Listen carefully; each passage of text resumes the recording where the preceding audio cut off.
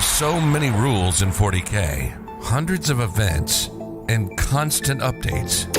Skip the learning curve of Warhammer and join the pros. Art of War is led by multiple world champions with decades of success. We teach clinics, stream games, and inspire you to succeed at your favorite hobby. Join our global community of gamers just like you.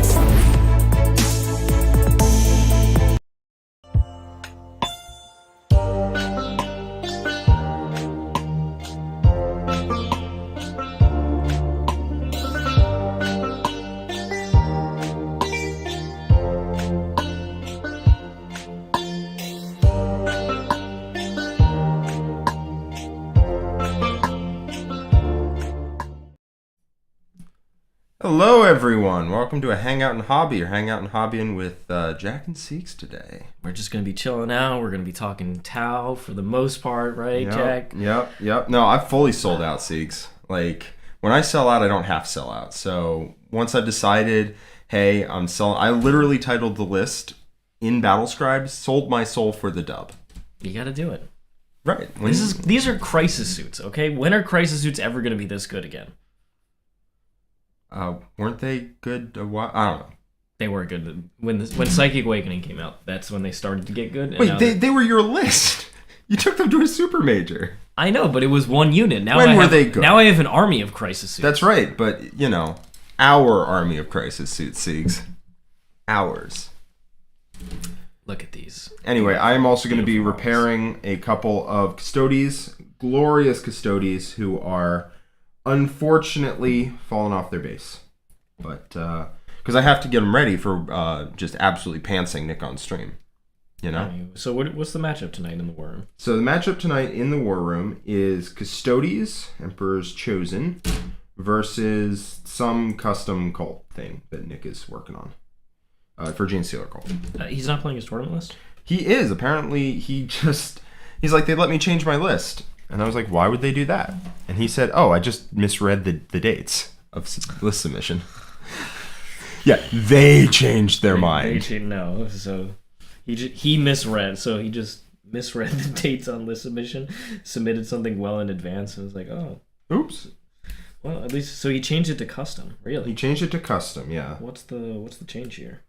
Well, if you give me 1 second to finish putting this man on his base, I will actually pull up his list. We can go over Let's do it, because you should be able to critique. There's a Fix Your List tomorrow, which is a new feature that we've been doing on YouTube, where we go and look at some of our members' lists and try and have some suggestions for their local meta based on the different things that they're running, other options they might have that they didn't consider. So maybe we can do something similar for Mr. Nick here. Yeah, let's pull it up. We'll fix it. Let's see what he's submitted to our lists for streams thingamabob. Alright. That is Crusher Stampede. Don't worry, Seek's got that off the table real fast. With a quickness, as it were. I let him think that he had a good turn. And then I was like, here's a good turn. He had a decent turn, but he knew it wasn't enough. He had a really good turn. Alright, in the blue corner, we have... Alright, we got a Patriarch. So this is Hunter's Instinct and Industrial Affinity, which Industrial Affinity is no penalty for industrial weapons. Like no -1 to hit for industrial weapons, which is pretty decent. So he's running a lot of the mining lasers and seismic No, he has no mining lasers. What is it for? Seismic cannons and rock cutters. Gotcha. I don't know what Hunter's Instinct is. I think it's like reroll charges or something. That seems like the instinct of a hunter. Like like a Crude Shaper. It really does, because he has an aura of +1 charge, so you can make 7s with his neophytes, I guess. So he has Patriarch, Prowling Adjutant, and that orb that is unwilling, which is really good into Custodes. What's the rule on that one? Nothing. It doesn't do anything to Custodes. It's the deny one. It's where you can deny the entire board. Fair. It's a pretty good relic. Yeah. And Nick's not teching specifically for me, so I'm not going to make fun of him. I mean, I will, but, it's unreasonable, but I'll still do it. Yeah, it's very good in the mirror mat. Like, imagine you're playing the GSC mirror. Oh yeah, you can deny their powers clear across the board. And they don't have it? Oh, God. Oh, my man. All right, then he's got an Acolyte Icon Ward who's going to do the action for +1 to charge. So his entire army is going to be charging on 7s. With a reroll, that's pretty spicy. And he has +1 to his auras. and plus 3 inches to his orders. He's a second patriarch. I'm just going through all his HQs. This is a battalion patrol. He's a second patriarch that casts powers again. He has a Primus. Then he has 40 neophytes, 4 units of 10, with 2 seismic cannons in each, which is, just really what the doctor ordered into good Custodes. volume of fire. Decent volume of fire. Let's not go overboard here. No, it's not Tau. No, it's not Tau. Like, if I put 9 bikes out in the open, I mean, 8 seismic cannons will not, in fact, inform me. Then he's got 20 acolytes, 2 squads of 10 with 4 rock cutters apiece. He has 5 acolytes with 2 hand flamers and the ability to make my ruins bad. He has 5 acolytes with a demo charge and lying in wait, which lets him come 3 inches away, I believe. And he has 5 acolytes with nothing. So a lot of random objective holders, and then 2 10-man squads that are going to run in there and slap me pretty good, hopefully. He has only 2 10-man pure strain squads, one of which... Only 2? Only 2. Oh, they're so good. Only 2. I believe one has the pregame move. Then he has 3 squads of 4 Adelan Jackals, a Goliath truck, which if I had to guess is holding the 10 pure strains that don't have an upgrade. And then he has 2 Achilles Ridge Runners. I would drop the Ridge Runner. Get some more. Get the max pure strains in here, please. They're so good. Trucks plus pure strains is just an amazing combo. I hear what you're saying, but he's like, what if I didn't take 30? He had 30 in his last list. He's like, they're really, really good. And then he that's like me taking took 10 out of my list. Yeah, just not about it, right? It's not going to happen. Not going to happen. We can talk about Tau lists later because I'm almost certainly playing them to Cherokee. Let's see. Still on the Farsight Enclaves train. No ethereal powers to roll in that list. So for the first time last night, I did play the Farsight Enclaves Allied World, where you can, rules as written, take an ethereal. It felt pretty good. Yeah, he refused to pass the 5 of Pain, just like on the stream game. So the ethereals are on to me. But he won't do that for me though. In addition, he did actually get me the CP every turn, which was awesome. Yeah, that's what you're looking for. So I just had a wealth of command points that I could keep using turn after turn. So the list is super strong. I love the benefits of Farsight Enclaves, just raw efficiency of the army. Okay. The amount of reserve threats they can. We've got some Custodes hanging out over here, just drying because they got attached back to their base. Those are some Sagittarum. They are going to shoot the absolute heck out of... Oh, let's go over my list, yeah. That's what I was saying. The one that is going to rip through these like a hot knife through butter. My list, I mean, I don't know why I'm pulling it up. I know it. But I am pulling it up. It's like the simplest list ever, too. It is so simple. It's a Custodes list, first of all, but then... Right. Trajan, a shield captain on bike, who is going to absolutely mulch units in half. 5 prosecutors, 6 Sagittarum guard, 3 wardens. It was going to be 9 Sagittarum. We unfortunately did not have the models handy, so it's going to be 6. So 6 Sagittarum, 3 wardens, a Contemptor Achilles, 9 bikes, and a Caladius. Hey, you're right. Very simple. You should pull up the list, just to make sure. I have to know. Just to be sure. There is a $5 super chat from Bill Gross. Jack, could you please speak about some of the biggest pre-colonial economic events in Europe and in surrounding countries? First off, Europe is not a country. Boom. the technical wordsmith here. Yeah, all right, exactly. Tell us about some of these large pre-colonial economic events. I believe there was the Little Ice Age, right? Yeah, there was. Yeah, impressive. Yeah. And you can't say that the Black Death was not an economic event. No, if it kills one in three people, right? Imagine what COVID's doing to our economy right now. But you kill 1 in 3 people over, what is it, like 200-300 years, something like that. It spread over the course of over a century. Yeah. So I mean that's a pretty big economic event. I would rather that not happen. Little Ice Age bringing farming yields down. There's a lot of significant fires that you could mention. The burning of London. I try and stop. Wooden cities are dangerous. I've heard. They're very dangerous. Yeah, I've heard.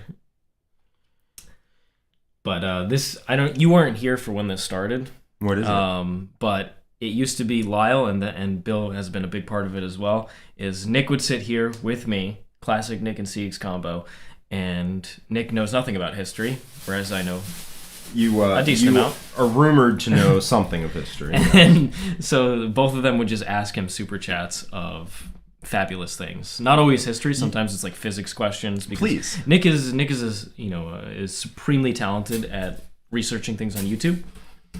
Oh my god! Not even joking. So sometimes we can get some of that excellent research out. During Nick's during his live Paint an Army in 3 days that turned into 6 days, where we had the excellent title of Can Pro 40K Player Paint an Army in 3 days, Day 5? Somebody mentioned just tells you right there, no. Just a very resounding no. It was great. Somebody mentioned in chat, they were like, oh, they were joking, Nick's on that Sigma grind set. And Nick was like, what is that? And I was like, no. I'm not defining that for you, Nick, because you will believe it. You will believe that you are a Sigma on that grind set. So he then went, I'm going to look it up on Google. So he looks it up, and there's a Sigma grind set compilation of like various characters from, I don't know, like Peaky Blinders, that sort of thing. Yeah. And he was like, oh, I'm going to click on this. I'm like, no, Nick, all right, fine. I will tell you about it as long as you don't do that. I don't want you finding this information. It's like, I'm sitting down with my kid and I'm like, listen, before you go out on this date, I'm going to tell you so that, you don't find out from other people and go, have a dangerous time. So I told him, and I was like, listen, this is complete nonsense, but some people believe this because whatever. And Nick was like, no, I can see it. I think I am a Sigma. And I was like, God damn it, Nick. Obviously, you believe it. At the end of me being like, no, this is complete and utter nonsense. Oh, Matt O, you're asking some excellent questions here. How did Nick fail the Harlequin Challenge? Well, it was that he had to finish it by December 31st. He finished the vast majority, somehow, in those couple days, but he didn't do the heads or the base work. And John was a very lenient person and was like, okay, well, I'll give you a new deadline of January because you did most of the army. Just get it done by then. And wouldn't you guess? Did not finish it. So now he is going to watch extended edition of Return of the King with all of us and write the essay on it, which we are going to share in the Discord when it's done. Only one of them is shared in the memes channel right now. I need you to. I got to find the other one. Well, it's you wiped the old computer. No. I gotta find Richard, did I? No, please. No, I sent it to Brian, I'm pretty sure. Oh, thank God. I'll have to dig. Oh my God, please. I gotta dig deep. So, we have a laptop that Nick graciously donated, I guess, to Art of War. And it was splattered with paint, like coated in paint. Because he used to paint it looked like his palette. It really, yes. And it also looked like he was painting it. But, so I... factory reset the computer and chipped off all the paint. Jesus. And I'm just hoping I didn't, erase vital intelligence along with it. No, data scry salvage operation. See that? See how I did that? I see it. That was impressive. You're going to go on a data scry salvage. Oh, you mentioned vital intelligence. The new version. It is the new version. There's so many layers to this. This is some insider jokes. Plasma I'm deep in the depths of list spiraling for Cherokee. Sad times. What are you playing? That's Ed, our social media manager. What is he playing? Usually he plays Necrons. He's a very loyal Necron player. Yeah, I can see that. Run the Silent King Novak build. See how it does. I genuinely believe it plays the new missions very, very well. And a lot of people are still going to underestimate Necrons. Like, if your army doesn't do anything. I mean, that is certainly, if I pair into it, that's what I'll be saying, for better or worse. But Jack got to watch Adam get absolutely annihilated. Well, come on! You can't try and fight every single unit in your army and do a third damage to every unit in a Necron army at the same time. Please! There are some armies that just don't deal with the easy... The big 20-man units. At the end of it, he was like, what could I have done to beat Necrons? And I'm like, it's Necrons! Anything! They are much better than they were. Yes. They are much more of a legitimate tournament army now. I agree. And if you underestimate them, you can get punished. Fighting on every objective all at the same time is just not... It just ain't it, Chief. I wish it were, but it ain't. Well, I did it. You did what? I did it. I was fighting on every objective. I know. Yeah, you did it. I'm saying against the Necrons. With most people jumping over to Tau, what do you guys think is one of their worst matchups? Other Tau? I still think that armies that can hold you in combat are going to be pretty tricky to play against. In addition, armies that have easy ways to ignore Overwatch and to that have very good secondary games and primary denial are still going to be not easy to deal with. Other armies with super powerful indirect fire like Hive Guard are just a problem. Yeah, that's just a problem. So, yep, we'll see how that ends up working out. Just got a kill rig, put it together for the most part. Do you guys have one? Mark has 2 of them. He might even have 3. I think he has 3, but they definitely aren't magnetized. To be hunter rigs. Yeah, the hunter rig. Hunter rigs aren't bad. They really aren't. Especially with the points increases to the kill rig. Yeah, you don't need this guy. He can stay over there. Just you 2 with your. I have them way more than 2 because they came in the start collecting box. Did you run out of weapons already?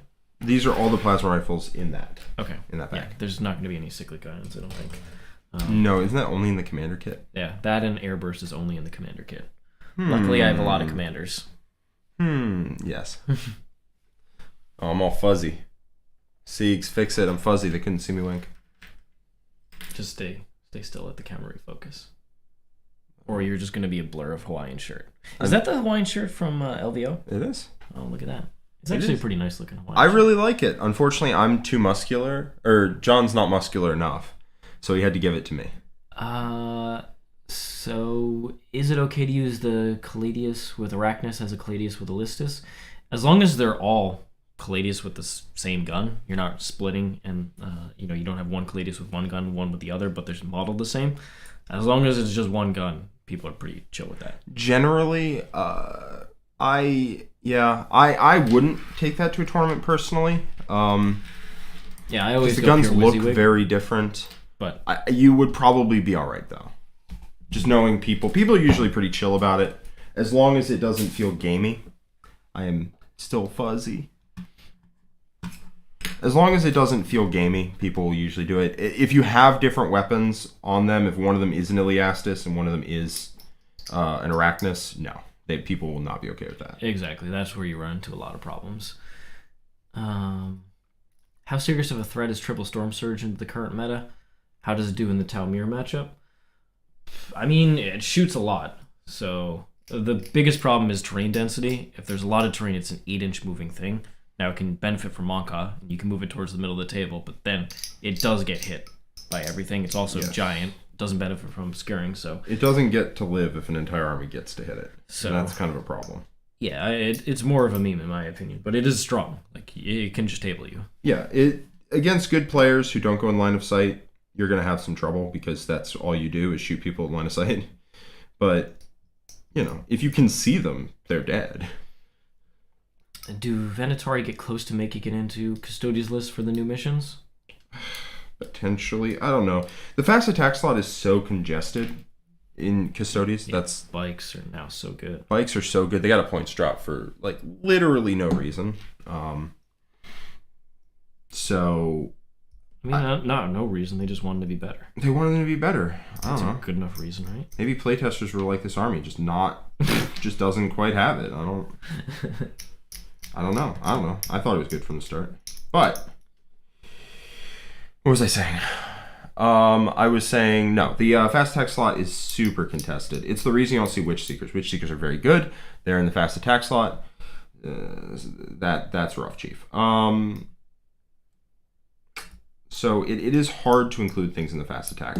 Because on top of bikes, which I want to run 3 of personally, so that takes the fast attack slot straight out of contention. But if you want to run, 2, or even 1, you madman, there's also Palace Gravitack that can fill that role, which is pretty good. Venatori are not bad. I just don't see what they provide. That pistol strat was pretty darn key. If they still shot 4 shots, I'd be all about them. I really would. I would maybe go 2 bikes, one Venatori, but they just don't got it. I think without double shooting. If their weapons became Auric, okay, now we're talking. But I don't think that's going to happen. $5 super chat from Mr. Carey K. Quick question. Can Terminus S be run in tournaments? What are your thoughts on it versus other Death Guard? Most events over here allow the Army of Renowns. Like I don't know a single one that has banned them in the US. I've heard of some European tournaments banning the Armies of Renown. But I believe all the things that you wanted to run in Terminus S went up in points in Chapter Approved, except for Paper Scrawlers. I don't think you can run. But you can't run. Yeah, exactly. Like the one thing that you would run in a normal desk guard list, you can't take it there, and that's the thing that went down. I think the Terminus S list went up like 150 points. It's because Poxwalkers went up. The Death Shroud Terminators went up by a bunch. It was just not good. I don't understand why Death Guard had to get points increases. I don't know. I just don't know. I mean, it boggles the mind. So it can be run in tournaments. Is it any good? If you are a diehard Death Guard player and you want to run a lot of Poxwalkers, then it is probably the best way to play Poxwalker spam. I don't know if you want this after that. Just glue it back. Pull it off and then glue it back on. You got it. So that's my personal opinion. But yeah, Death Guard are on the major struggle bus. We ranked them in like C tier last time. And people were like, that's crazy. Well, now they are 100% down there, possibly even lower. Yeah, they are bad. An army as slow as Death Guard needs to have like cost efficient units, and they just not with these price increases. Not what occurred. I have really nicked this up. I have now dropped that bit on the ground. Jack, I have so much more faith in you. There it is. All right, just as I say it, redeem. I just needed you to believe in me, Richard. We've got a $2 super chat from Mr. Clown Mode. How many of the Art of War guys will play Eldar? It's how many Art of War guys are willing to sell their soul. We know Brad will 100%. Jack will. Already did, baby. So that's 2. Soul right gone. Don't have it. Who needs a soul? You could possibly see somebody like Scary, who typically prefers the Darkkin, but maybe he'll switch over to Craft Worlds. But no guarantee on that.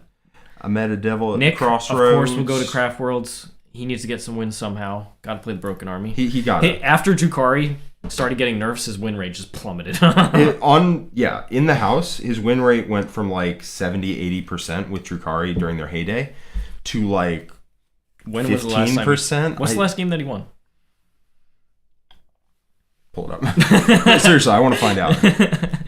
Oh God, this is gonna take. Well, let's start with YouTube first. Yeah, it hasn't been recent.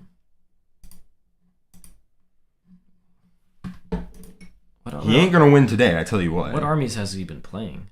Let's go to the really nicely organized. He hasn't won a game with GSC playlist that I put on. So Necron stomped him. He didn't win with GSC.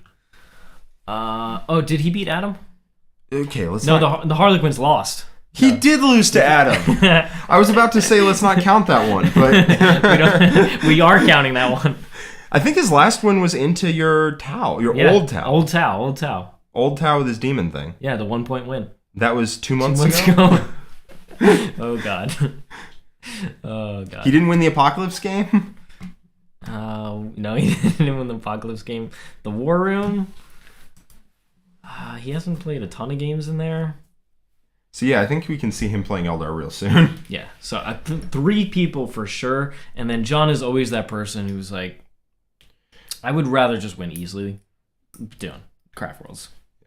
Yeah, so, for sure. I think 4 people will play them. I ran Seer Council like 2 years ago, back when it was kind of niche and you had to really outplay your opponent in order to get wins with it. So I'm saying that punches my ticket to not be called a dirty bandwagoner. But also, if you call me a dirty bandwagoner, I don't have a soul anymore. As I was saying, I met the devil at a crossroads at midnight, and I was like, I'm willing to sell my soul for the win. He was like, all right, easy. No, play Eldar. It's more funny when people call me a bandwagon player, because I play like 4 different factions, and I'll switch between those 4. And you play Tau and AdMech. Tau, AdMech, and Necrons are the ones that I typically play. And then I played the one tournament with Drukhari just because I was very frustrated with those points decreases. Yeah, you reluctantly won the event with the Broken Army. You were like, this doesn't count. Somebody had to know, and then they finally came through in the data update. Mm-hmm. So. Mm-hmm. Yeah, how noble of you. I've got to do it from time to time. Let's see. I love that. You're like, well, I didn't want to win, but I had to win with the Broken Army. I had to win. I had to take the Broken Army. I didn't want to, obviously. And once a season, Iron Hands, once with Drukhari, that's enough. Let's see. How's the Super Tuna looking? He's looking good. He's hanging over in Nick's room right now, as he has been for almost a year. He's been there for a while, honestly. Longer than I would have thought. Now, the cool thing is, if I can actually get the Manta from GW, then we could potentially get a bet that gets the Manta in there, too. Imagine... On the one hand, I think Nick is going to be pretty wary of any bets. On the other hand, I think he's grown to like... It's grown to not even like it, to need that presence there to feel safe. Need as many... Because the Manta isn't just a Manta. It is also a full Tau army inside. Oh yeah, 200 infantry models, 8 battle suits, and 4 tanks. Awesome. You can get the full 3 hammerheads and long strike, and the 8-man bodyguard, or a 6-man bodyguard unit, and 2 characters. Yeah, it's perfect. GW has not gotten back to me about confirming the Manta. They confirmed Forge World is available if you win one of the big tournaments, but they did not say that I could have just a Manta. Because I don't think they were thinking like, oh, somebody's just going to get a single super heavy. But that's cool because I'm going for the hobby and they should appreciate the hobby. They say they're about the hobby all the time. How much is a Manta? Like John and I looked it up. $2,000 or something? No, it's like it's a little cheaper than that. It's like $1,700. I don't think they were anticipating spending quite that much on a 2K. They could spend a heck of a lot more. There's some expensive armies you could come up with for 2,000 points. Like what? Price per model. Admech.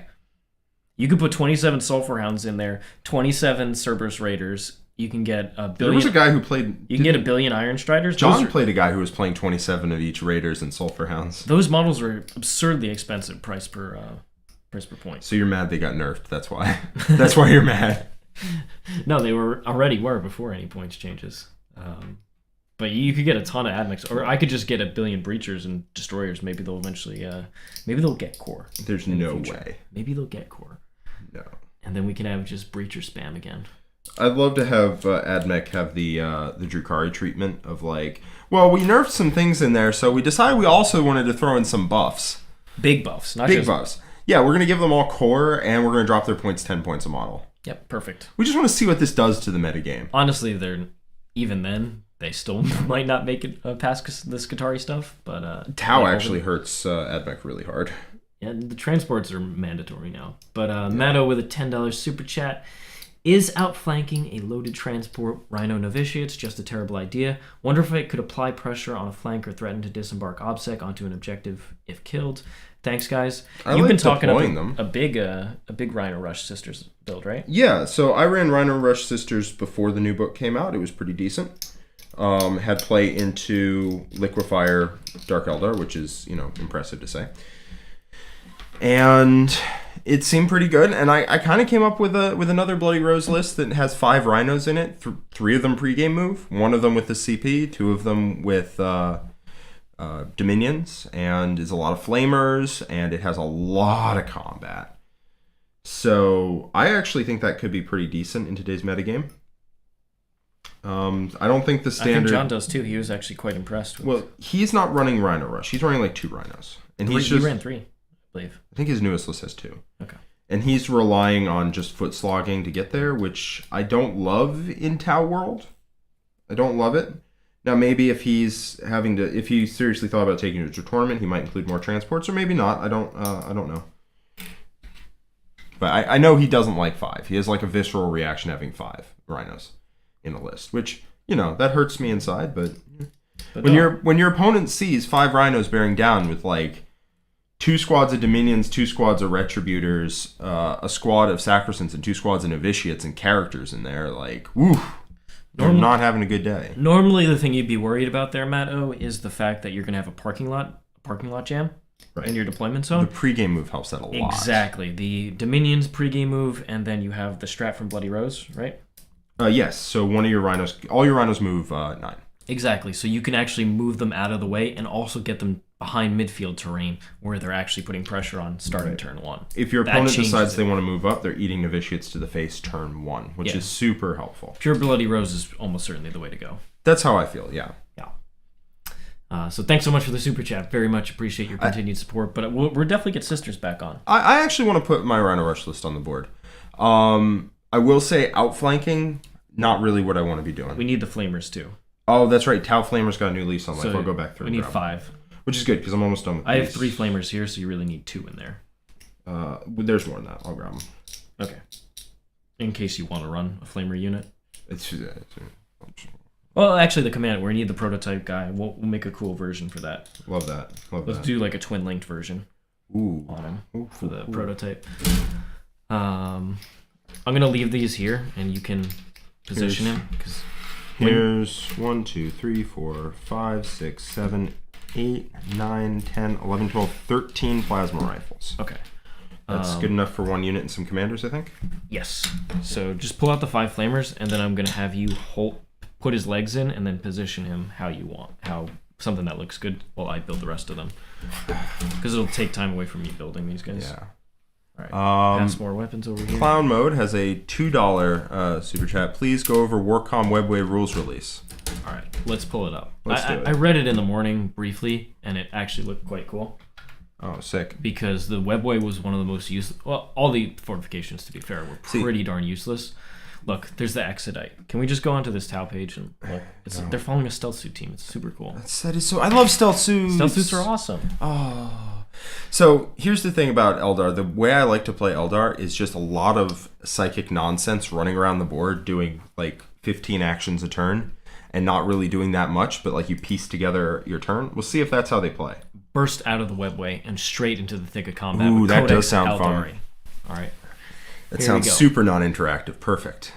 So Webway gates are back to perplex your opponents with devious deployment shenanigans. Oh, if you can destroy Shenanigans. that thing, there's no way they're gonna last the turn against anybody. Okay. Let's see.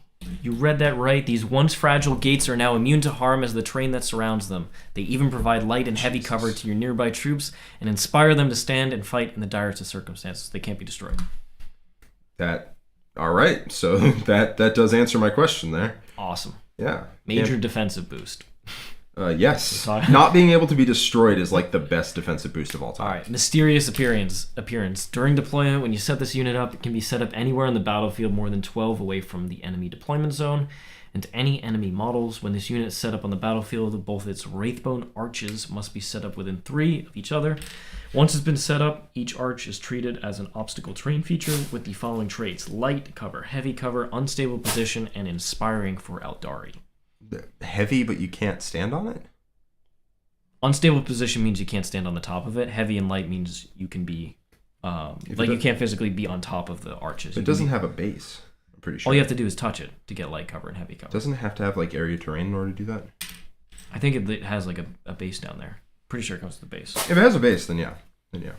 I have not seen one in person, to be clear. Obviously, because they're not... But +1 leadership to your Eldari as well, Jack, okay? +1 leadership. You don't even have to take the generic warlord trait anymore. The small elite units that are going to have like amazing leadership. You know what needs +1 leadership, Siegs? You know what really does? Custodes. Anyway, moving on. So, blah, blah, blah. Look how good Jane Czar looks. I have Jane Czar. Jane Czar versus Drazar. I have Jane Czar right over there. And at some point soon, I'm going to paint her up. And then Jay-Z is going to be coming with me. Okay. I'm really looking forward to You that. ready for Anyway, the back special? on topic. Rules time. Each time an Eldari unit from your army arrives from strategic reserves, you can choose to set it up anywhere on the battlefield wholly within 6 of both the Wraithbone arches of a friendly Webway gate unit. If you do, that Eldari unit can be set up within 9 of enemy models and set up within engagement range of enemy models. Wait, what? Put them right in engagement range if you want to. Where can you put these Webway gates? You can deep strike them. I am fuzzy. No, I'm not no longer fuzzy. You can deep strike them. I assume you can deploy them normally. When you set, so during deploying, when you set this unit up, it can be set up anywhere on the battlefield more than 12. How close to the Webway portal can you be? Like 9 inches? You can set it 12 away from the enemy deployment zone and enemy models, so you can forward deploy it basically. And I believe the new rule for scroll down. Yeah, hold on. I believe the new rule for 9th edition is that if it's a terrain piece in your deployment zone and you put a fortification there, you can just pull the terrain piece. I don't think it's any terrain piece on the board, so you can't go be on like your opponent's side of the board and just pull a terrain piece. But still, so it's within 6 inches, and you can be as close to your opponent as you want. Yep, as long as you're wholly within. So all the base is wholly within, but you can be less than 9 or possibly in engagement range if your enemy's right near it. So if it's close to an objective, it comes with 2 arches. Yep. That's an immense swath of the center of the board you can control. in this way. It counts as having made a charge move, but you can't make Overwatch against it. You don't get like bonus attacks if you have bonus attacks that trigger on the charge, though, I'm pretty sure. Well, until the end of the turn, the unit can target any enemy unit that is within engaged range with melee attacks, even though it did not declare a charge. So if you have anything that triggers on, these are some Space Marine Scouts for some reason, get that out of there. Why is that in there? I don't know. Space Marine Scouts. John! John! No, get those out of there. So, hold on, it's not done. It's not Obviously, it's all there. And it can't just break one rule of the game, it must break multiple. For a paltry 1 CP, you can even crash land the immensely powerful Avatar of Cain into the thick of combat. What? What? If your army includes this unit Richard, and you use it in strategic reserve, you can have the command point cost required to place Eldari units into strategic reserve, rounding fractions down. But it's not cumulative with any similar abilities. So there's only, in that pile you gave me, there are only 3 flamers. That's no problem because we got 3 more right here. Perfection. All right. Oop. What else we got in here? So yeah, those are the rules. So that is a large amount of the board you can control. If you can set up 2 of these and you can come out. Well, you have to set combat, them up next to each other. Do you? Yeah. Okay, it's still a large swath of the board. Both gates have to be within 6 of each other. So right? Yeah, okay. So both gates have to be within 6. Let's see. Right? And you can be within. No, they're within 3 of each other. Within 3. So they're within 3 of each other. They have, let's say they're as big as my fists, right? We don't know. Around. That. We don't know that. I mean, my fists are pretty big. We don't know that. You know, I have big chonker fists. You don't want to be on the other side of these fists. That's just, they're registered as lethal weapons in like 4 states. If I kill someone with them, I could go to jail. But here is the Webway gate, so it looks decently sized. My point is, if you're like this, right, with the 2 Webway gates, that is a huge area you can control. Yeah, you can easily cover 2 objectives. Yeah, if your opponent's within 7, anywhere around that, you can just be engagement range. And if they're within like 10, 12, it's an easy charge. Easy charge. Yeah. And if these can't be destroyed, that's just annoying. And now, so what that means is... How many points this thing is? Who knows? That's the key. If it's like 200, then you are losing out on power in order to include it. But it does control in a massive amount of the board. Yeah. And if you are going up against it, you really want to have infiltrators to prevent them from setting them up in the center of the board. It helps in player place terrain because you can kind of play with the midfield and make it as sparse as possible with like cargo containers. Yeah. But otherwise, if it's like GW terrain, you're not fitting that in the middle of the table. That is true. In G-dubs, you're not going to get it. So it'll be terrain dependent, but the abilities they've actually given it useful abilities. Wow. A fortification with useful Fortification with a useful ability. Right. Now they just need to make the rules of the game fit it. Fred Fortman with a $50 super chat. Woo! Thank you so much, Fred. Even though I still remember when you debuffed my Taunar to the most extreme debuffs possible. I still appreciate you. Ballistic skill 6. Ballistic skill 6 Taunar. Still appreciate you. Home watching kids today. Hangout and Hobby is the best show on Art of War. Working on more Death Watch. The Army of Renown can definitely hang in this meta. Keep up the great work, gentlemen. Thanks so much for your positivity and your support of the channel. I remember Fred, well, also from that, because that was... You killed the Taunar and some hopes and dreams, Fred, and I hope you're happy with that. Well, honestly, Fred was very devious there because he let Nick and Mark think they had a chance. He did. And then we just went after them anyway. Yeah, turn 3, Nick's like, I think this is a tie, and he has 2 models left when we have our whole army. Yeah. Then we had 99 wound and attack Kroot, and they picked up Fate Weaver. They were the Taunar that, you know... They are much better than the Taunar. The Taunar were the friends we made along the way. And those are the Kroot. But what I remember, Fred, from is having an insanely close game, Grey Knight versus Grey Knight at Warzone Atlanta. That was Grey Knight mirror matchup. Grey Knight mirror matchup, baby. The mirror matchups are always weird. They are very weird. Nothing died until my stuff died. There was a big hammer boy with a 3-up invul and teleport when you shoot at him that shunted right in front of one of my Dread Knights and made the charge, and I was like, not like this. Not like this, please. $2 super chat from Clown Mode. Jack Sigma Male Fists Harpster. Hell yeah. Now you know what's on the back of my jersey next time. All right, I found an extra plasma rifle. I was going back there. So we have 14. Cool. And we got plenty more plasma in here. Fantastic. And I believe I have even more somewhere in the garage. So we should be good on weapons. Now, if you want to position those legs so that they look cool. Yeah. These guys are going to be... we're going to just magnetize all the weapons, because who knows. what could change. Yeah, John's our magnetizing guru. Yeah, He's going to do that when he we'll gets just back. save the weapons. You guys are creating such good content. Gonna subscribe to the War Room next month. Is the content on there also aimed at beginners? It's aimed at all levels of play. So we have a bunch of different content in the War Room. We've got Back to Basics is intentionally designed for newer players. Not brand new to 40K as a concept, but brand new to trying to get into becoming a competitive player. Yeah. What you need to know getting into tournaments, kind of the tips and tricks. The other types of content that are super helpful for newer players is the strategy sessions.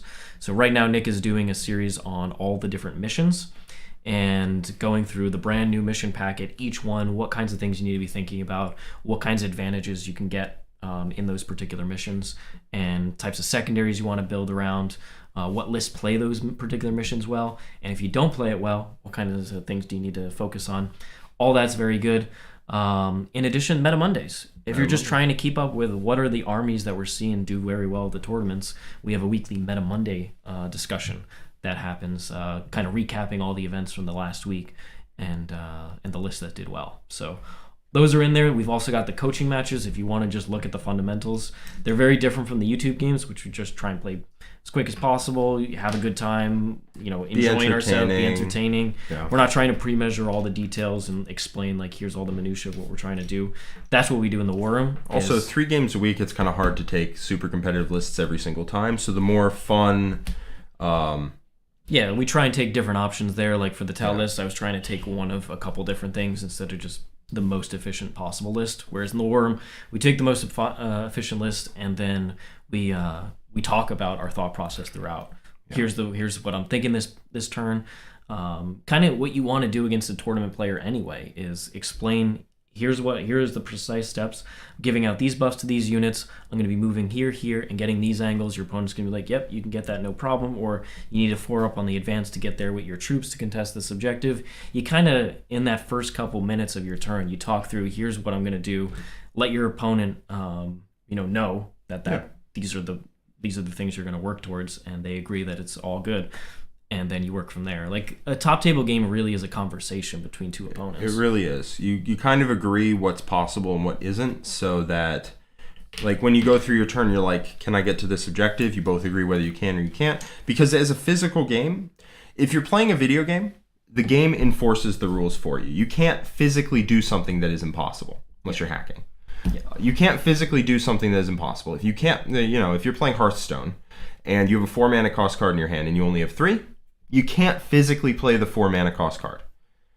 If you're playing 40K and there's something that you can't physically do, or you've done it and it gets knocked, nothing's enforcing that. So that's where having a conversation with your opponent is critical. So you know what is possible, what isn't, what happened, what intent was, and it really does make games move a lot more smoothly. And especially in tournaments, nobody wants to get into arguments. Nobody wants to feel like their opponent's trying to get one over on them. Nobody wants to feel like their opponent felt like they got over. Nobody wants their opponent to feel like they got cheated. So just having a conversation is the best thing you can do. Yep, really. And just do lots of pre-measuring. So we do a lot of that in the War Room, kind of just show you how typical tournament games look. So yeah, if you have any other questions, just let us know.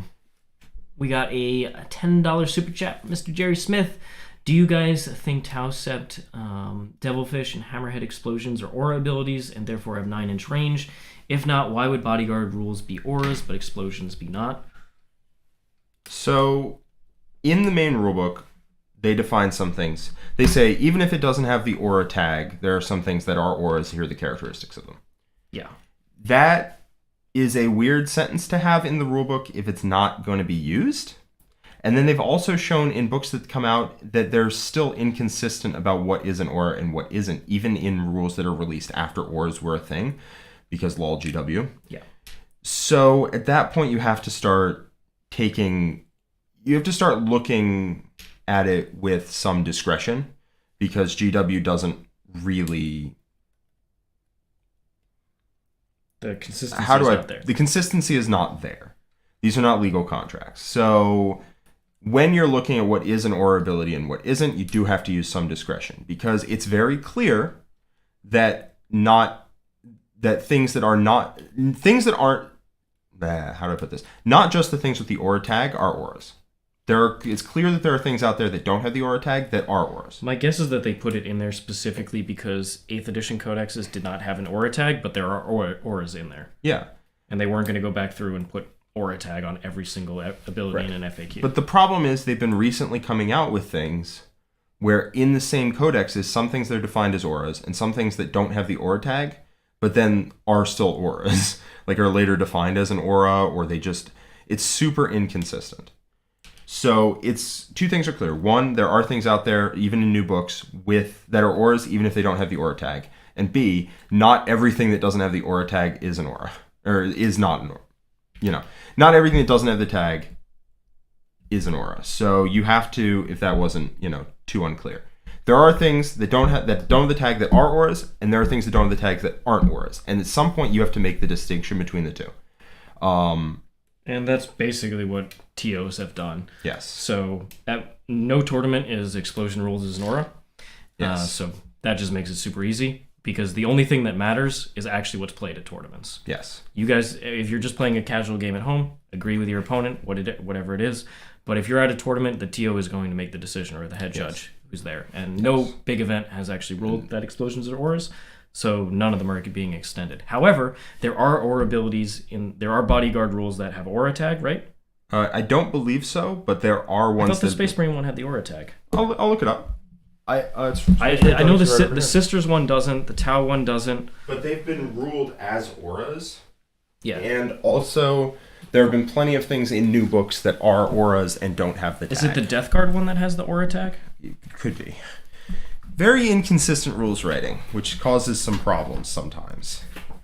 Almost positive that there's a unit from one of the earlier codexes that has the aura tag on bodyguard. Van Vets, Blade Guard, Company Veterans. Bodyguard does not have an aura tag. Death Guard. Death Guard. I'll look that up. I think Death Guard is the one because I think it came up when the AdMech Codex introduced the ability to turn off auras, and you could turn off the Death Shroud bodyguard aura. I think that's what it is. But so, yeah. Could be wrong. What this is us trying to find a line somewhere in that unclear rules mess where what counts as an aura and what doesn't, because we just have to use our judgment. Now, the other thing to say here is 3 inches is plenty. You don't actually need 6-inch bodyguard. You really don't. 6 is quite unreasonable. So I would be fine with them saying doesn't benefit it. Done. But Surgeon, Blight Lord, Term Blight Lord, Death Shrouds. Bodyguard, aura. Aura, see? Has the aura tag. Yep. Death Shrouds. Why is that an aura and the other bodyguards aren't? It literally is an aura based on how the rulebook defines auras. So if you don't want the Tau Sept trait to... I think rules is written, it is 100% an aura based on the rulebook. And what it says an aura is. Yeah, you could make some kind of ruling that an explosion wouldn't be an aura because it just happens and then goes away, whereas auras are up and then it's a permanent ability. It's a permanent ability that affects things in range unless it says that it lasts a turn or so, whereas an explosion just checks range, does its thing, and goes away. That feels a little nitpicky, and it feels like finding an answer to the problem because I want to find an answer to the problem of why an explosion doesn't count as an aura. The real answer is it is super unclear. It is not written properly. You have to use your judgment to find the answer, and that's what TOs are doing. Yep, so you got to ask your TO depending on what event you're going to.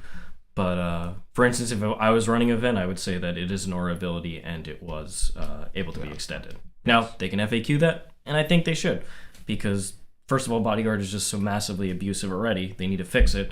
And then on top of that, it doesn't need to be a 6-inch aura of Bodyguard. It does not. 6-inch aura of Bodyguard is just, I think we can all agree, too much. I think Bodyguard needs a look at in general. It's just a weird rules interaction. I don't think it quite works how they think it does. I think what they think it is it's just like super lookout, sir, where snipers can't target you. I think that's what they intended, and then they just did not understand what was going to happen. And at this point, they're just along for the ride because they don't want to change Bodyguard halfway. Well, they got to see it because John did it.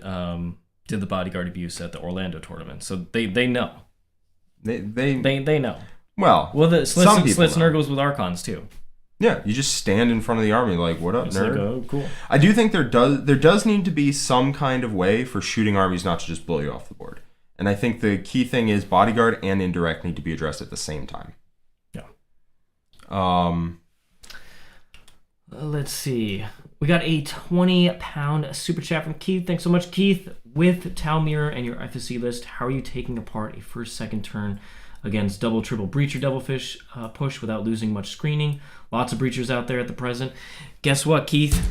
Kroot are your best friends for doing so. So if you watch the tier list that we did for Tau, Kroot are an amazing tool in the mirror matchup because they're insanely cheap and they have the pregame move. So you can go ahead and pregame move them up such that your opponent, with their devilfish, you can pre-measure where the devilfish is going to land to be able to disembark the breachers and what kind of shooting angles they'll get. And then you will position your Kroot such that they can pregame move into that spot if your opponent goes first and block off the angles because the breachers can't walk through the Kroot, for instance. Yeah. The biggest thing is if you stop them, if they're going second, whatever. If they're going first, you just want to stop them from hitting you. Because if you stop them from hitting you for one turn, then you're on the front foot. You're doing great. Yep. Now they have 600 points that isn't doing exactly what it needs, which is trying to do early crippling damage. They're not as great as a late game tool as Crisis Suits. Crippling damage, man. You're all about it. I want to keep saying it. I've heard that phrase maybe Jack, 20 times I'm in the going to last do crippling day. damage. Listen, I'm going to do crippling damage to Nick's self-esteem about this event about this list going into this event. Why does he not have 3 pure string units? I don't know, but I'm gonna make him regret it. More to the point, this is all you need the Kroot for in the early game is make sure you don't take early game damage, and then you play the rest on your own terms. Yep. You use at the start of the game, your opponent can kill Crisis Suits. They can kill broadsides. You use the Kroot to make sure that does not happen.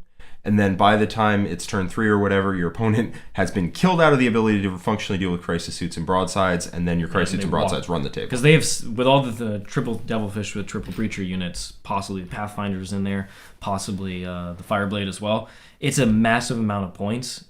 It's over a quarter of their list. The Crisis Suits are much better than that. This is not going to go flush on the thing. How do you feel about using a flight stand on it? Yeah, sure. All right. I don't think I have them over here. John definitely has them somewhere. We just got an Elder Army. I think we're fine. But we also have. I can put various things on the base if you want. Okay. So just glue the legs in, and then I'll fix that. Let's go up a little. Dalton had two comments. First one is, for some reason, there's some rumor going around that Necrons are good in a new Tau. I really can't see why. Any thoughts? I also saw people commenting that during your game, that like, oh, Necrons would beat up on Tau or something. I also don't see it at all. I don't think anybody was saying they'd beat up on Tau. I saw something about they'd be good into Tau. That was one in the chat? Yeah. I would not agree with that. 20-man bricks are not good if your opponent... The 20-man bricks are not good into Tau. Has D6 blast indirect, and then a lot of it. And with reroll wounds.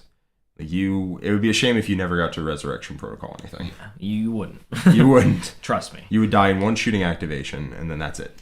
So you also can't avoid the flamers, so one unit moves up and just absolutely turbo aces one unit off the board. The good thing about Necrons is they have good enough secondary play that they can just sit on their half of the board with Purge the Vermin and Code of Combat and just snipe the easy stuff that comes out to get Stranglehold or engage points. What is Sieg's way to play the game? But you're going to walk into the Tau army? If you do, you die. I've heard. So you're not going to walk into the Tau army. You're going to sit there, take the most defensive secondaries, and let the Tau army come to you. Listen, man, I ain't never walked out into the open against the Tau army twice. Twice in my life, I ain't never. Once was enough. So I think with Necron's strong secondary play, they can actually force the action to their half of the board, and then at least it's up to your opponent being really precise with their movement to see if they're going to be able to survive your counter assaults. Yeah. Yeah. That's my opinion. The whole debate of exactly how explosions versus bodyguard versus literally the 50 million other abilities that are aura abilities but aren't called auras, that's just a subject for TOs, man. Yeah. It really is. They're going to use their best judgment. They're going to just come up with it, and that's just going to be what we're going to go with. Yep. Yeah. Because there isn't a defined test for this is versus this isn't one. That you can apply consistently. So you just go with whatever the TO says because they're going to use their judgment on it. Yeah. The GW events ruled that I could turn off the bodyguard with my AdMech flyer without the -1 damage. So the bomber. Oh yeah, but GW, as we said, very consistent. Exactly. So at their own events, which aren't they're run by a different judging staff, but a judging staff of tournament players and people who judge the biggest events. So they ruled that it's an aura. I could turn off the Slith and Urgle bodyguard, so I would just keep following that. Yep. Ultimately, it doesn't really matter what GW the company rules if GW the event staff rule differently. Yeah. Well, if the company does come out and put in an FAQ very clearly, then the events will just follow that. But they seem to be very hesitant to put anything in these FAQs. Yeah, except for Sisters. I mean, the heck with Sisters, right? Well, it took them a year.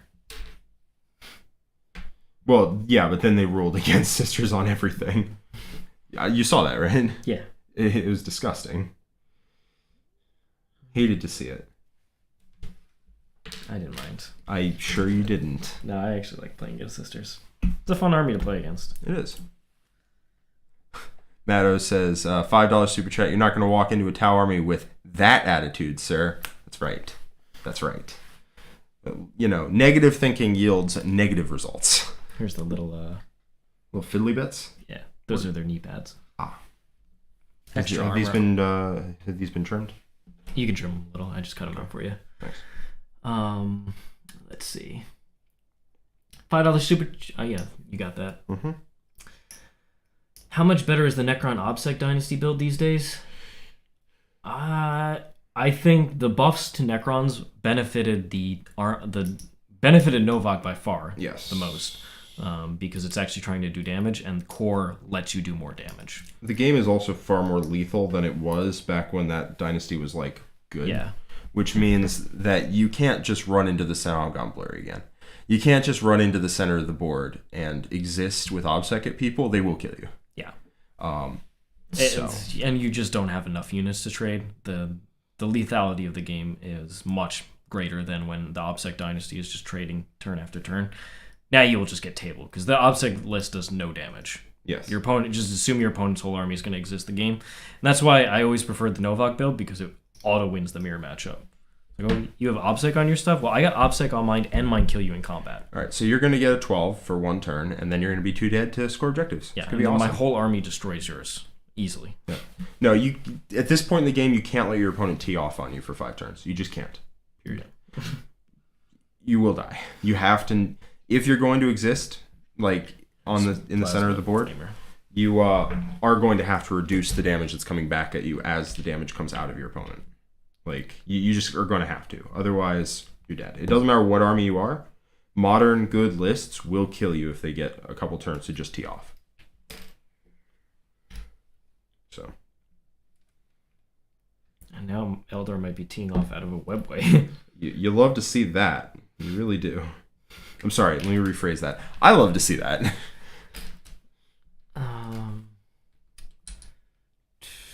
How do you deal with the lack of airburst in the Crisis kit? It's the fact that I have a lot of commanders that I have so many airburst. Yep. I think I have a couple of the old metal ones. If you have problems getting airbursts also, what you can do is convert them. Yeah, it's actually pretty easy to convert with some of the other weapons. And anyone who has ever tried to make airbursts in Tau will understand. Yeah, airbursts and cyclic are the tough ones. Yeah. Which way the knee pads go? They go like that? Like that. They go like that. Like that? Yeah. Okay.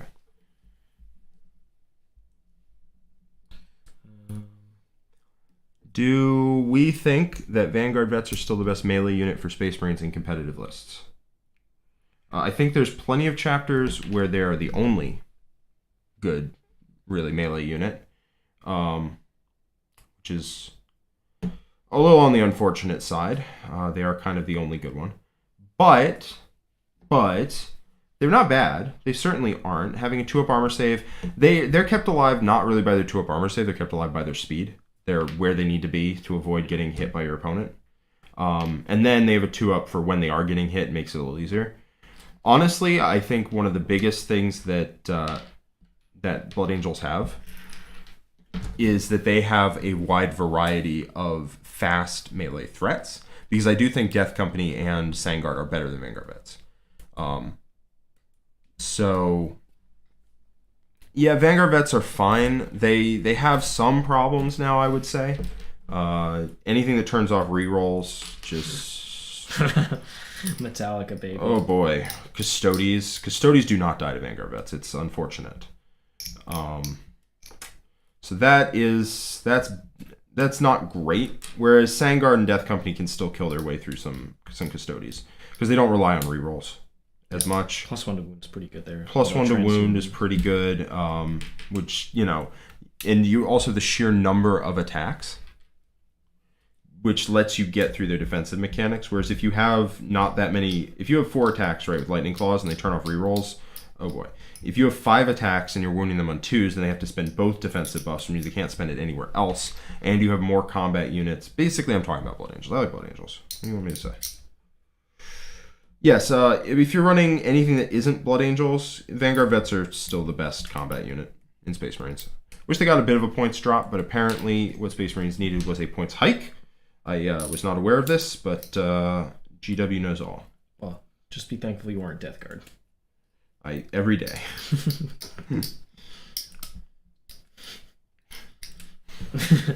I just don't know where those points, because they weren't even doing good during the summer. Like, they were okay. Yeah, I don't get it, because even the 6 months ago, when you would think they'd make the points changes, because it's a printed release, which by the way they really need to stop doing. Yeah. The main reason they just need to stop doing a printed release is because it just delays. Just take the points out of the codex. Take the points out of the codex. Points out of the codex. Make it a quarterly release of the points, and make it free, because otherwise people will complain, which is fair. And then update it electronically, which lets them figure out what points need to change, and then release it on a timescale that makes sense. What always happens is the reason the points never make sense whenever they release them in a book is because they figure it out, and then 6 months later, that book with those points gets released. And so by the time the points come out, they don't make sense anymore. Although if it's Death Guard, they never did. So I don't know. I really don't. Yeah. Mr. Dark Nebula has said 3 times that he's not salty as a Death Guard player, which I really believe. Thanks so much for the £5 super chat, Keith. Second question of the day: how do you feel about tackling a triple Storm Surge list with Kroot support as your Farsight list? I feel great about it. I love the fact that Airburst unit picks up all their Kroot. So get rid of that in one turn.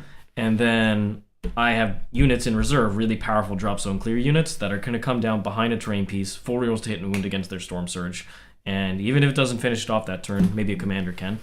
I'm going to be bodyguarding my commanders. Like, come on, bring your Storm Surge in the middle, and turn after turn, just hit them with a drop zone clear threat. They're 18 wounds, right? 22. Or 18 plus. Yeah. So what that means is you don't even need to abuse Fire and Fade. If your opponent has 9 broadsides, you abuse Fire and Fade. You just pop out, blow up a unit of broadsides, pop back behind terrain. They fire some SMS at you out of protest, and then you pop out and do it again. Storm Surges, you don't even need to pop out. It's the best part. Yeah, so you force them to come close to you, in which case they're in range of every single gun and Exemplar of the Monka, and then bye. Good to go. How do you guys feel about Thousand Suns nowadays? How do you feel about Thousand Suns, Siegs? Who are Thousand Suns? Who are they? Yeah, who and why should I talk about them? No, I'm kidding. So, that should tell you something right there. Siegs does not respect the psychic powers. Do you play an army that has psychics? No, you don't. I'm anti-psychic. You are. You are a pariah. I like Eisenhorn, but you don't take him because of his psychic prowess. Certainly not. Thousand Suns. Actually, that is why you take Eisenhorn if you take him. No, but you take him for the rule of cool. That's true. The actual reason you take him. That's true. That's true. I am not impressed by Thousand Suns. They have some good rules. The Kabbalistic Focus rule is quite strong. All the little Cabal points that they get to just like auto pass powers here and there. Yeah. They have some good powers. Rubric Scarab Occults are reasonably strong. I just don't think that they do enough. And they're kind of slow outside of the teleporting thing. And now you can't take that in time. Forced into one cult probably hurts them a bit more because they wanted to take multiple ones. Even because with Grey Knights, none of the Brotherhoods were that good. Like one Brotherhood, it's less efficient, but it's not like massive. Thousand Suns, I feel it's much more impactful. It's mostly that you lost a a grandmaster. That's mostly the reason why you're sad. Exactly. But yeah, being restricted to only time or duplicity, or I guess magic maybe, or something else, really hurts them. And they are running into the problem of you can't let an army tee off on you for 5 turns that we were talking about earlier, because they kind of do. Yeah. They're not durable enough to just take it either. Nobody really is in this meta. So they have a lot of tricks and a lot of nonsense they can throw at you. But at the end of the day, they don't really have the mobility. They don't really have the speed to damage. initiate things. They can't initiate. Yeah, it's a great way of putting it. So what ends up happening is they come into the middle of the board, they set up, their strangleholds and, the different things that they're going to do. And then you just, all right, damage dealer here, damage dealer there. Now, Scarab Occult Terminators versus Crisis Break, the Crisis Break annihilates them. Yep, and Scarab Occult Terminators fire back, and the Crisis Suit team loses like a guy and 3 drones. And then you fire back and clip another unit. Fire back, they're dead. Well, you blow a unit up because you have the ability. They're running a second speed Scarab Occult Terminator unit. So the biggest thing about speed, and the reason why I like to say speed wins games, is that it lets you get the first hit in. If you are faster, you will be the one to engage in combat first. You will be the one to get line of sight first on your opponent. You will be the one to initiate any kind of exchange. So if a Crisis Suit team, for example, will always get the first shot on a Terminator brick from Thousand Suns, and they will blow that unit up. Yeah, like what are their screens? 5 Rubric Marines? That's not a cheap screen. They have like Zangors or Cultists. They don't run Zangors. If they run the Cultists, the Airburst unit just picks the entire thing up. I mean, I agree, it's bad in a Tau, but like, is that the metric we're going with right now? Oh, I thought that was the question. Sorry, I misread that then. I think it's just how do you feel about Thousand Suns? Oh, I thought it was about into Tau. No. Okay. How do you feel about Thousand Suns? But a lot of what we said... Overall, they're a solid army. You rated them higher than I would. Are they the best? Yeah, I think they're the best Chaos faction. I think they have the most tools. Okay, all right. That is damning with faint praise. Yeah, but they're the best Chaos faction. They have the most tools. They have the most tools. What are the Chaos factions right now? Death Guard just got nerfs on top of being a C-tier army. Death Guard are terrible. Chaos Space Marines. Chaos Space Marines are even worse somehow. Chaos Demons live in Nick's head as an A-tier army, but in reality are Pink not Horrors. great. Pink Horrors. You just haven't split enough. Can we get the Airburst unit into the Pink Horrors? Now? Yes. Yeah, I am a blob monster right now. I don't know what to say about it. It's this cream I've been using on my face. It really smooths out the wrinkles. Thanks so much, Jerry. We really appreciate you. But at the end of the day, like we said, it comes down to your TOs. But I'm a firm believer that it should be an aura based on other precedents and other books and just how it's been rolled at events. Yeah, my wording could have been clearer. Jack was just all over the place. I was all over the place. Just like, hopefully I refined Jack was what internally exploding, which became an aura. Is an implosion an aura, Siegs? Definitely. No, when it's basically all when I'm it saying, has the bracketed keyword Jack, yes. Yes. Basically what I was saying is it's very clear that it's unclear. Powerful. And so that means you just have to use discretion on it. Thanks, buddy. Geller Field failed. Yeah, we are in the realm of chaos right now. But don't worry, chaos is bad at the moment. Yeah. Now, this is supposed to be the year of chaos, so who knows what kind of brokenness. Chaos had really good 8th edition stratagems. It's just their data sheets haven't kept up. Yeah, because it's a super old book. Yeah. It's a super old book. But it's unlike Tyranids, where Tyranids, when they finally got a set of new rules for 9th edition, were just insanely good rules. Chaos, on the other hand, got... Well, I'm talking about Chaos Space Marines in particular here, and Demons. In the Be'lakor rules, they got ones with a lot of restrictions on them that are reasonably good and will probably be quite strong when they finally get datasheet updates for those units. 2 wounds, for example? 2 wounds, upgraded weapons. Oh. It'll be so weird not hearing Chaos players complain about only having 1 wound. It'll be so weird. It's like... They'll find something. I'm still, like... There's a deafening silence right now about Necron players complaining about not having core. Like, now that they have core, it feels wrong somehow, Also... I think Necron players are just happy they got something. Because the first couple updates to the edition were not... I don't know about they that. Were nerfs. Necron players... They were nerfs to Necrons. Necron players and being happy. I don't know. It's the odd couple right there. You know what the problem is with these This is 2 editions these of Necrons backpacks being completely mediocre, though. Is these stupid pegs do not go in the stupid holes. They just don't. Oh, what I do is I cut off the peg and I glue it directly. That's what's happening right now. Oh, okay, cool. It's unfortunate, but that is the way of the world. It means it's gonna snap. They're gonna snap off if you don't do that. Yeah. When you actually use the models. They just don't go in properly, Sigs. Let's see. What am I supposed to do? Is there any benefit to subscribing to YouTube if you're already in the war room? If you're already in the war room on the website, then you have access to all the different things. It's just 2 separate platforms. Yeah. If you prefer the aesthetic and just staying on YouTube itself, you don't want to visit the website, be a war room member on here. If you like the website and just happy with your subscription over there, then stay over there. But exactly same content for both war room members. Yep. But what you can do is, if you like YouTube more, the interface, just cancel YouTube's your war room subscription and sign up through YouTube. Yep. You still get access to Discord. All Exactly that stuff's the same. I am still a blob monster. Siegs, talk to the camera. Yep. But that's why we're pushing the Discord so much and that war room section in there, is so that everybody, both YouTube and the website members, all pre-ask questions, post-ask questions, continue the conversation in that Discord, so that it's one place. It's very easy for all of us to look at it. Yep. Oh, speaking of which, not really speaking of which, but whatever. Art of War now has a Destiny clan. If you play Destiny, if you're getting back in with the Witch Queen, I have made one because I play a lot of Destiny, unfortunately. And there is a chat in the Discord about that. If you're a member of the War Room and you are in our Discord, you can hit that up. You can hit me up and I'll add you if you feel like being in. How is the new? Don't know yet. Don't know. It released on the 22nd, but it looks hype. Gotcha. It looks hype as hell. Imagine the tower release. That's how hype we're talking. That's how hype? That is how hype we are talking. Well, then it's going to be massively hype. Don't worry. It's, we're going to go up against Savathun. So we thought she might be our friend for a bit. Turns out that was not true.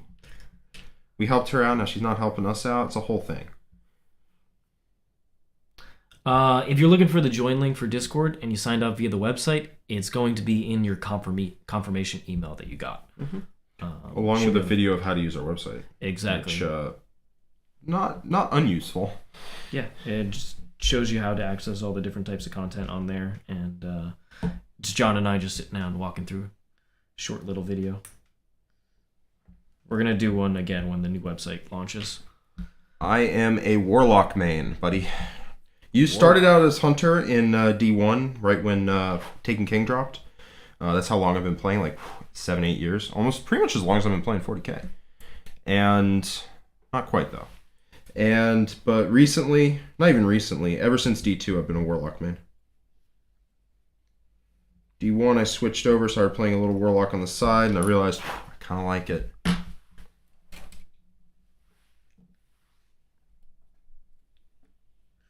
We got a £2 super chat from Keith. Thanks so much, Keith. Any of the Art of War guys going to play Total War Warhammer 3? Absolutely. I played the first 2 games. Love both of them. I'll definitely be checking out the third one as soon as I get some actual free time here. So what would that look like? Probably not in the immediate future, but maybe this summer I'll get to put some hours into it. Yeah. So honestly, we have multiple computers. I would love to play Total War Warhammer 3 with you. There are other pressing matters, but there are. When there's something about French, I'm not really 100%. Well, just even with Art of War itself. I can tell. I've been kept pretty busy the last couple of weeks. So we got a lot of new projects, a lot of irons in the fire. So we will get there soon. But I everything that I've seen about Warhammer Total War 3, it looks very cool. And Warhammer Total War 2 was a ton of fun. That's like you're in the realm of chaos now, right? Yeah, this is an upgrade to the demons are coming. And there's several other factions. Maybe that's what they meant when they said the year of chaos. Just Total War. Just Total War.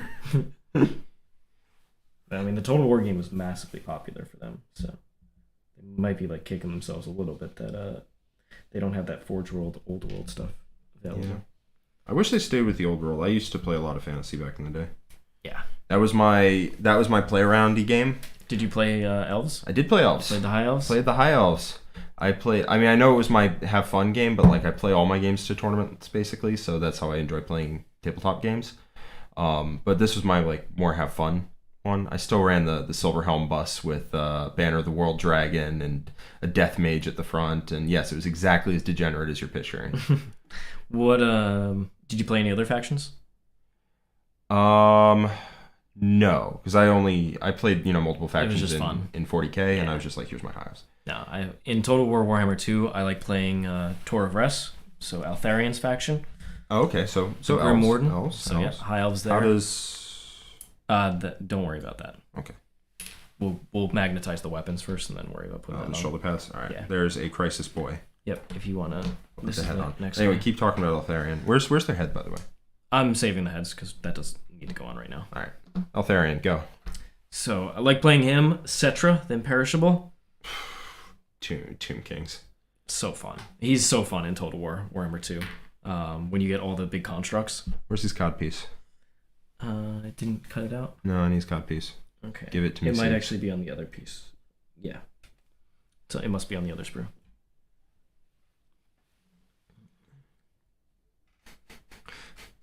Titan all the way. Somebody get me your crayons. Yeah. Did I drop a sprue? I don't think so. There were 3. I thought there were 3. C1. Huh. Yeah. Listen, I played Hunter and I played Warlock, but I've never played Titan. I have a Titan. It's still like I've played like maybe it was for getting raid weapons one time. That was about it. But yes, Mr. Carrie K, another man of taste and distinction, a Warlock main. I haven't been playing quite that long, but I've been playing since Taken King dropped. So that's probably a year or so later than you. I thought I had a third sprue over here. It might have got jumbled up into that bundle. It may have. Does it still have a lot of stuff on it? Yeah, it should still have a lot of stuff on it. I will look for a cod piece. Even more than I normally do. Alright. Do you guys agree that 9th is the best edition so far? Played a lot of 7th and a bit of 6th. I think 8th and 9th have been great. See, so you didn't play 7th, right? I didn't play 6th or 7th, but I definitely thought... Or earlier, right? Yeah, I think 8th and 9th are my favorite. So out of the two you've played, I played these are the 3rd, two 4th, you've and played 5th. that are your I favorites? played 3rd, 4th, and 5th. You played 3rd, 4th, and 5th. Came in right at the end of 5th edition. So I'm not 100% sure when that was. I think that was like 9 years ago. Something like that. It was a while. 10 years maybe. That's when I came in. 6th was fine. It was fine. 7th was pretty good for the beginning of it, and then it rapidly became not good. Pretty fast. Like about halfway through 9th's time, it started to become really silly. So that's less good. 8th started out pretty bland, got okay. 9th is looking real good though. I like 9th. 9th is probably my favorite. I enjoyed the beginning half of 7th quite a bit as well.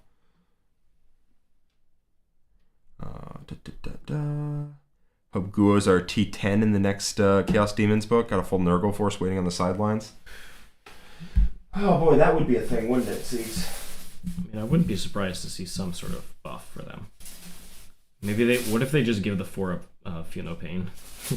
That was the exalted trade. I mean, they might. They really might. They might. It made them actually annoying. The problem was the Great Unclean One still doesn't do anything. Yeah, they need to make him... Your opponent can just ignore him, which is the biggest problem. Yeah. He just rumbles up the table, and he never dies, but not because he's hyper durable, though he is. It's because he doesn't do anything, so your opponent ignores him. He gets your opponent, and then you're like, all right, what are you going to do with him? And he's like, I didn't really think about that yet. Yeah, he doesn't do it. No. Unfortunately. Which is kind of the demon's problem. They kind of just don't do very much. Yeah, like they're one of their better units, Pink Horrors, just exists at you. Yep. Like literally the unit that Nick is losing his mind over anytime you mention demons. And it's like, what does it do? And he's like, nothing. And that's the beauty of it. Honestly, he hasn't mentioned them since Metallica just annihilated him.